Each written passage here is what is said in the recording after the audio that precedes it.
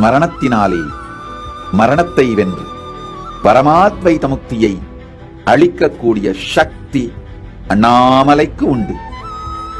அவர் இருப்பை மனதாலும் உணர்ச்சிகளாலும் புத்தியினாலும் உணர்ந்து கொள்ள முயற்சித்தாலே நாம் அவருக்குள் கரைந்து ஒன்றாகி அவர் நாமாய் மலர்ந்து நாம் அவராய் மலர்ந்து துளி கடலாய் விரிந்து கடல் துளியாய் மலர்ந்து பரமாத்வைதம் வாக்காலும் எதனாலும் சுட்டிக்காட்ட இயலாத இதையெல்லாம் தாண்டிய பரமாத்வைதமாய் இருக்கும் இருப்பே பரமசிவ பரம்பொருள்.